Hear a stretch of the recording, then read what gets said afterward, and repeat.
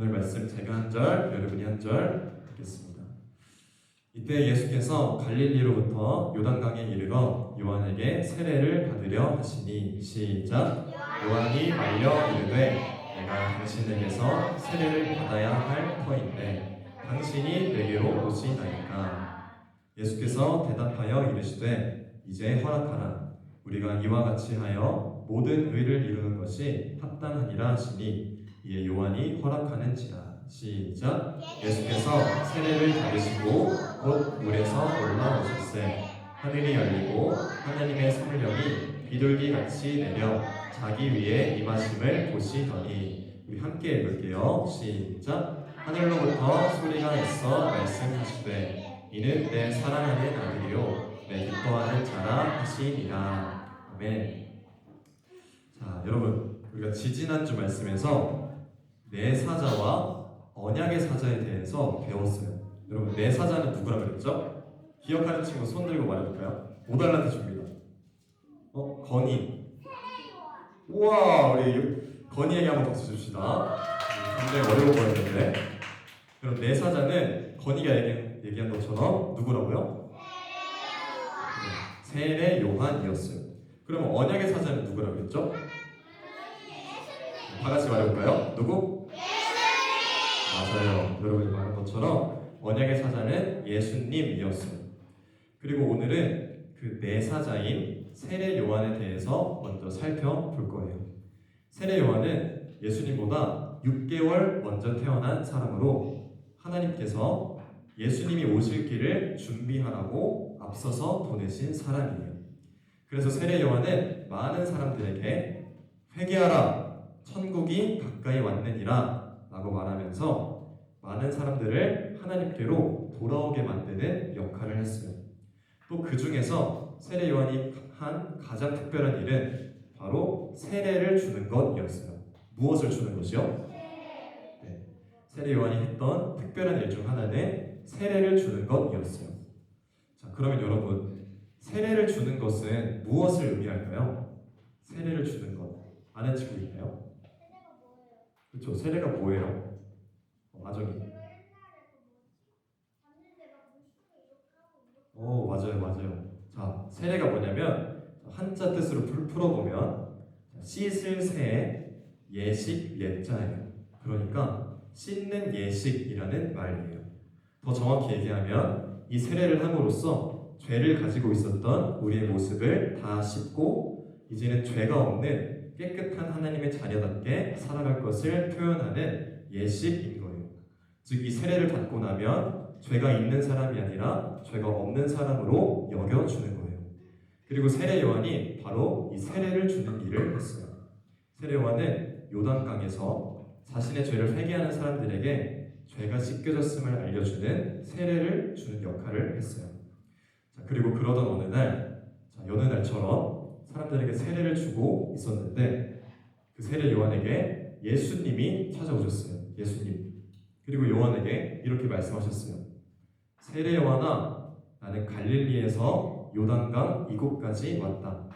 내가 너에게 죄 씻음과 용서를 나타내는 세례를 받고자 하니 너가 나에게 세례를 주거라 라고 예수님이 세례 요한에게 말씀하셨어요.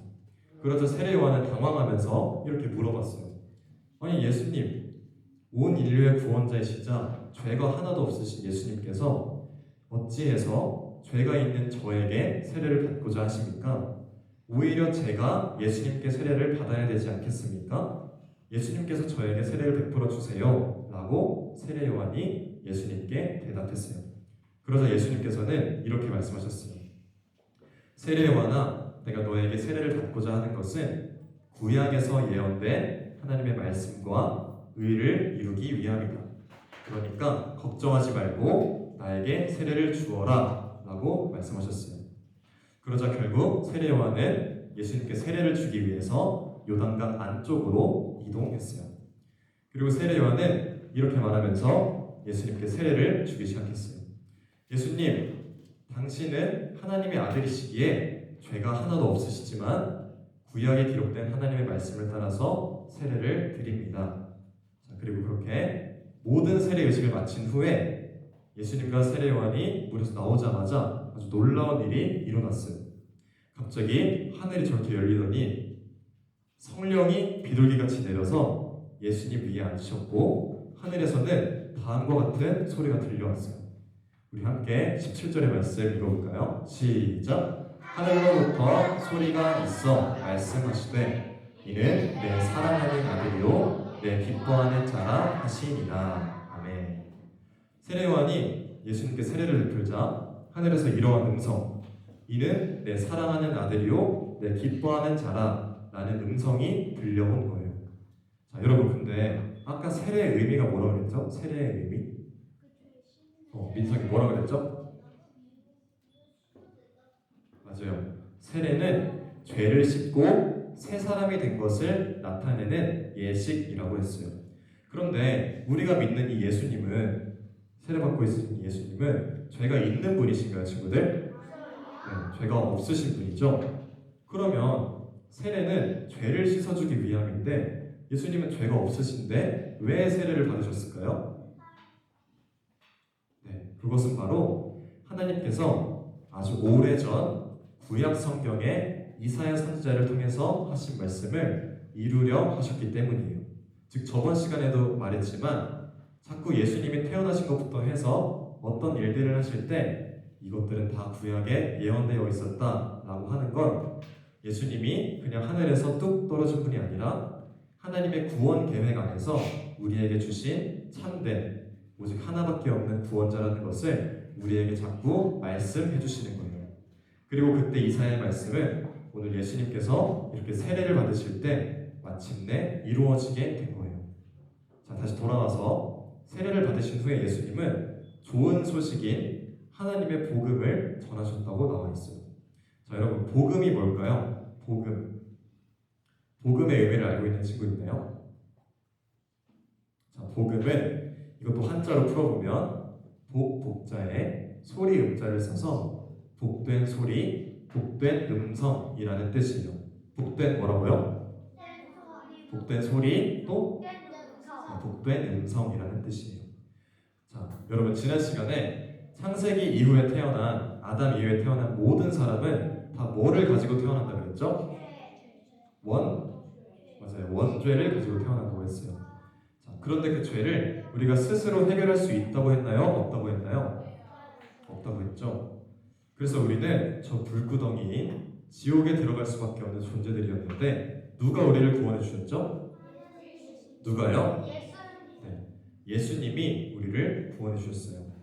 자, 그러면 우리는 원래 지옥에 갈 사람들이었는데 예수님을 통해서 구원받고 하나님이 계신 천국에 들어갈 수 있었던 거니까 예수님은 우리에게 좋은 소식일까요? 아니면 나쁜 소식일까요? 네, 좋은 소식이에요.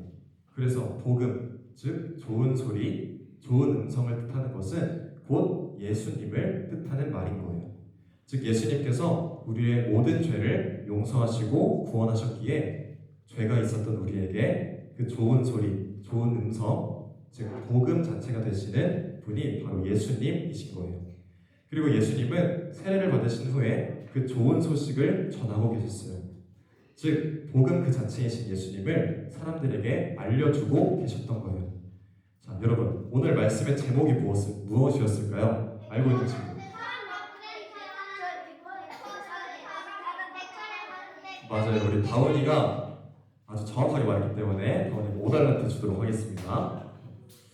자, 여러분 생각해보면 예수님이 그냥 하나님으로 딱 오셔서 우리를 그냥 바로 구원해 가시면 되는데 왜 굳이 사람의 몸을 입고 100% 사람, 100% 하나님의 모습으로 오셨을까요? 친구들 생각해 본 적 있나요? 그것을 이해하기 위해서는 우리가 이것을 알아야 돼요. 자, 여러분, 이번에 우리나라가 월드컵에서 32강을 갔나요? 못 갔나요? 못 갔죠. 자, 근데 방금 제가 한 질문에서 이상한 점 못 느꼈어요? 왜 우리가 진 것도 아닌데 왜 우리나라가 졌다고 해요, 친구들? 그것은 바로 대표성의 원리 때문이에요. 무슨 원리? 따라해볼까요? 대표성의 원리. 대표성의 원리. 네, 그 축구 선수들은 그 그냥 나간 선수들이 아니라 우리 대한민국이라는 나라를 대표해서 나간 선수들, 국가대표들이에요.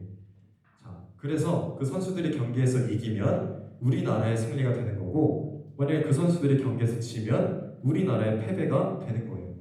자, 그리고 이것과 똑같은 사건이 성경의 제일 첫 번째 부분에 나오고 있어요. 바로 최초의 사람인 아담의 타락이에요. 아담과 하와가 뭐를 따먹고? 네, 선악과를 따먹고 죄를 지었어요. 그리고 그들에게도 마치 축구 국가대표들처럼 대표성의 원리가 있었기 때문에 아담 이후에 태어난 모든 사람들은 뭐를 가지고 태어난다 그랬죠? 네, 죄를 가지고 태어난다고 했어요. 그런데 인간이 지은 죄이기 때문에 인간이 해결을 해야 되는데 진짜 인간이 오면 이 죄를 해결하지 못하니까 하나님이신 예수님이 친히 이 사람의 몸을 입고 이 땅에 와주신 거예요. 그리고 죄를 지은 아담처럼 우리를 대표하셔서 모든 죄를 짊어지시고 십자가에서 죽으심으로 우리의 모든 죄를 용서해 주신 거예요. 그래서 우리가 예수님을 믿고 회개하면 우리에게는 죄가 있을까요, 없을까요, 친구들? 있을까요, 없을까요? 네, 없어요.